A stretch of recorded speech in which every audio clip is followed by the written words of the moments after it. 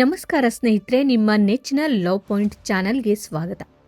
ಇಂದು ನಾವು ದೇಶಾದ್ಯಂತ, ಅದರಲ್ಲೂ ಪ್ರಮುಖವಾಗಿ ನಮ್ಮ ಕರ್ನಾಟಕದಲ್ಲಿ ಭಾರಿ ಚರ್ಚೆಯಾಗುತ್ತಿರುವ ಪ್ರತಿಯೊಬ್ಬ ಮಹಿಳೆಗೂ ಕಡ್ಡಾಯವಾಗಿ ತಿಳಿದುಕೊಳ್ಳಬೇಕಾದಂತಹ ಅತ್ಯಂತ ಕ್ರಾಂತಿಕಾರಿ ಕಾನೂನು ವಿಷಯದ ಬಗ್ಗೆ ಮಾತನಾಡ್ತಾ ಇದ್ದೀವಿ.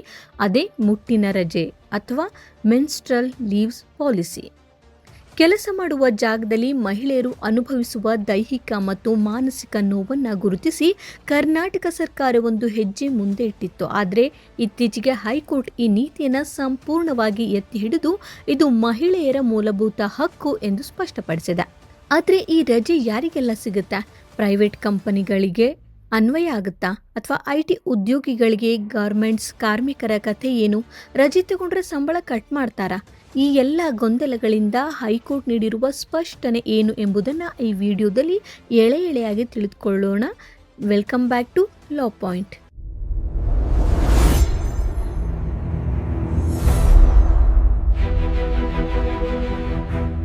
ಸ್ನೇಹಿತರೆ, ಮೊದಲು ಇದರ ಹಿನ್ನೆಲೆಯನ್ನು ತಿಳಿದುಕೊಳ್ಳೋಣ.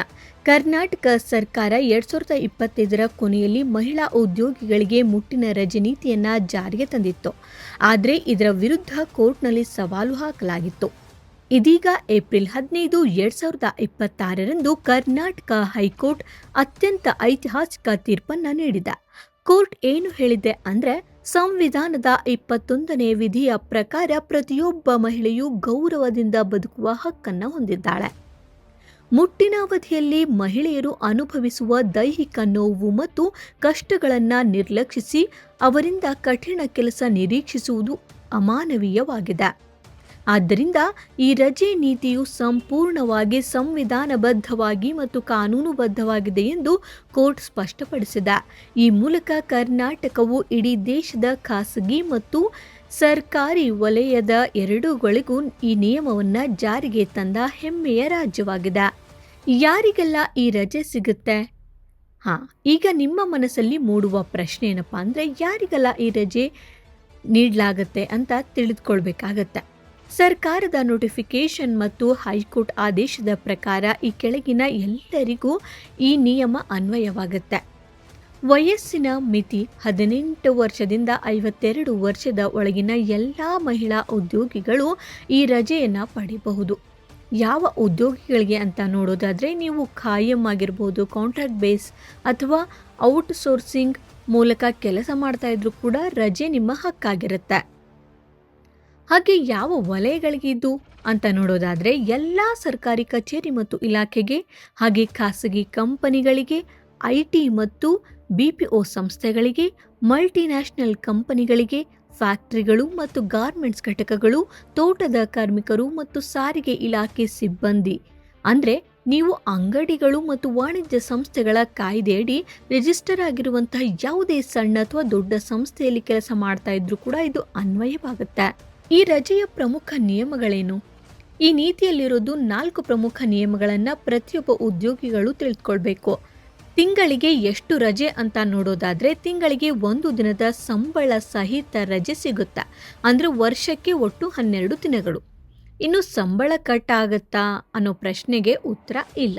ಇದು ಪೇಯ್ಡ್ ಲೀವ್ ಆಗಿರೋದ್ರಿಂದ ಈ ರಜೆ ತಗೊಂಡ್ರೆ ನಿಮ್ಮ ಸಂಬಳದಲ್ಲಿ 1 ರೂಪಾಯಿಯೂ ಕಟ್ ಆಗುವಂತಿಲ್ಲ. ನಿಮ್ಮ ಸಿವಿಲ್ ಅಥವಾ ಸಿಕ್ ಲೀವ್ ಖಾತೆಯಿಂದಲೂ ಕೂಡ ಇದನ್ನು ಕಡಿತಗೊಳಿಸುವಂತಿಲ್ಲ. ಇದು ಸಂಪೂರ್ಣವಾಗಿ ಹೆಚ್ಚುವರಿ ರಜೆಯಾಗಿರುತ್ತೆ. ಮುಂದಿನ ತಿಂಗಳಿಗೆ ಕ್ಯಾರಿ ಫಾರ್ವರ್ಡ್ ಇಲ್ಲ. ಒಂದು ವೇಳೆ ನೀವು ಈ ತಿಂಗಳು ರಜೆ ಬಳಸದಿದ್ದರೆ ಇದನ್ನು ಮುಂದಿನ ತಿಂಗಳಿಗೆ ಸೇರಿಸಲು ಬರುವುದಿಲ್ಲ. ಆ ತಿಂಗಳ ರಜೆ ಆ ತಿಂಗಳೇ ಮುಗಿಯುತ್ತದೆ. ಡಾಕ್ಟರ್ ಸರ್ಟಿಫಿಕೇಟ್ ಬೇಕಾ? ಇದೊಂದು ಅತ್ಯಂತ ಪ್ರಮುಖ ಅಂಶ. ಮುಟ್ಟಿನ ರಜೆ ಪಡೆಯಲು ಯಾವುದೇ ವೈದ್ಯಕೀಯ ಪ್ರಮಾಣ ಪತ್ರ ನೀಡುವ ಅಗತ್ಯವಿಲ್ಲ. ಮಹಿಳೆಯರ ಖಾಸಗಿತನ ಮತ್ತು ಗೌರವವನ್ನು ಕಾಪಾಡಲು ಕೋರ್ಟ್ ಈ ನಿಯಮ ಮಾಡಿದೆ.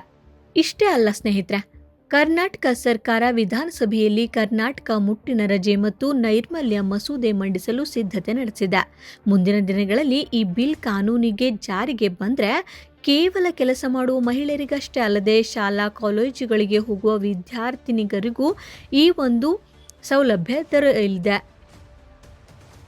ಹಾಗೆ ಟ್ರಾನ್ಸ್ಜೆಂಡರ್ ವ್ಯಕ್ತಿಗಳಿಗೂ ತಿಂಗಳಿಗೆ 2 ದಿನದವರೆಗೆ ರಜೆ ಸಿಗುವ ಸಾಧ್ಯತೆ ಇದೆ. ಜೊತೆಗೆ ಶಾಲೆ ಮತ್ತು ಕಚೇರಿಗಳಲ್ಲಿ ಉಚಿತ ಸ್ಯಾನಿಟರಿ ಪ್ಯಾಡ್ ಹಾಗೂ ವಿಲೇವಾರಿ ಸೌಲಭ್ಯ ಒದಗಿಸುವುದನ್ನು ಕಡ್ಡಾಯಗೊಳಿಸಲಾಗಿದೆ. ಆದರೆ ಈ ಕಾನೂನು ಜಾರಿಗೆ ತರುವಲ್ಲಿ ಕೆಲವು ಸವಾಲುಗಳಿವೆ. ವಿಶೇಷವಾಗಿ ಅಸಂಘಟಿತ ವಲಯದಲ್ಲಿ, ಅಂದರೆ ಕಟ್ಟಡ ಕಾರ್ಮಿಕರು, ಮನೆ ಕೆಲಸದವರು ಮತ್ತು ಸಣ್ಣ ಪುಟ್ಟ ಅಂಗಡಿಗಳಲ್ಲಿ ದಿನಗೂಲಿ ಮಾಡುವ ಮಹಿಳೆಯರಿಗೆ ಈ ರಜೆ ಸಿಗುವಂತೆ ಮಾಡುವುದು ಹೇಗೆ ಎಂಬ ಗೊಂದಲವಿದೆ. ಇದಕ್ಕಾಗಿ ಕಟ್ಟುನಿಟ್ಟಾದ ಗೈಡ್ಲೈನ್ಸ್ ಮತ್ತು ತಪಾಸಣಾ ನಿಯಮವನ್ನು ರೂಪಿಸುವಂತೆ ಹೈಕೋರ್ಟ್ ಸರ್ಕಾರ ನಿರ್ದೇಶನ ನೀಡಿದೆ. ಯಾವುದೇ ಕಂಪನಿಯು ಮಹಿಳೆಯರು ಈ ರಜೆ ಕೇಳಿದ್ದಕ್ಕಾಗಿ ಅವರ ಮೇಲೆ ಶಿಸ್ತು ಕ್ರಮ ಜರುಗಿಸುವಂತಿಲ್ಲ ಅಥವಾ ಕೆಲಸದಿಂದ ತೆಗೆದುಹಾಕುವಂತಿಲ್ಲ. ಒಂದು ವೇಳೆ ನಿಯಮ ಉಲ್ಲಂಘಿಸಿದ್ರೆ ಅಂತಹ ಕಂಪನಿಗಳ ವಿರುದ್ಧ ಕಠಿಣ ಕಾನೂನು ಕ್ರಮ ಕೈಗೊಳ್ಳಲಾಗುತ್ತೆ. ಸ್ನೇಹಿತರೆ, ಮಹಿಳೆಯರ ಆರೋಗ್ಯ ಮತ್ತು ಸಬಲೀಕರಣದ ದೃಷ್ಟಿಯಿಂದ ಕರ್ನಾಟಕ ಹೈಕೋರ್ಟ್ ಮತ್ತು ಸರ್ಕಾರದ ಈ ನಿರ್ಧಾರ ನಿಜಕ್ಕೂ ಶ್ಲಾಘನೀಯ. ನಿಮ್ಮ ಕಚೇರಿಯಲ್ಲಿ ಅಥವಾ ಕಂಪನಿಯಲ್ಲಿ ಈಗಾಗಲೇ ಈ ನಿಯಮ ಜಾರಿಗೆ ಬಂದಿದೆಯಾ? ಇದರ ಬಗ್ಗೆ ನಿಮ್ಮ ಅಭಿಪ್ರಾಯ ಎಂಬುದನ್ನು ಕಮೆಂಟ್ ಮಾಡಿ ತಿಳಿಸಿ. ನಿಮ್ಮ ಮನೆಯಲ್ಲಿರುವ, ನಿಮ್ಮ ಪರಿಚಯದಲ್ಲಿರುವ ಪ್ರತಿಯೊಬ್ಬ ಉದ್ಯೋಗಿ ಮಹಿಳೆಗೂ ಈ ವಿಡಿಯೋವನ್ನು ಶೇರ್ ಮಾಡಿ. ಅವರ ಹಕ್ಕಿನ ಬಗ್ಗೆ ಅವರಿಗೆ ಜಾಗೃತಿ ಮೂಡಿಸಿ. ಕಾನೂನಿನ ಇಂಥದ್ದೇ ಪ್ರಮುಖ ಮಾಹಿತಿಗಾಗಿ ಲವ್ ಪಾಯಿಂಟನ್ನು ಸಬ್ಸ್ಕ್ರೈಬ್ ಮಾಡೋದನ್ನು ಮರಿಬೇಡಿ. ಧನ್ಯವಾದಗಳು.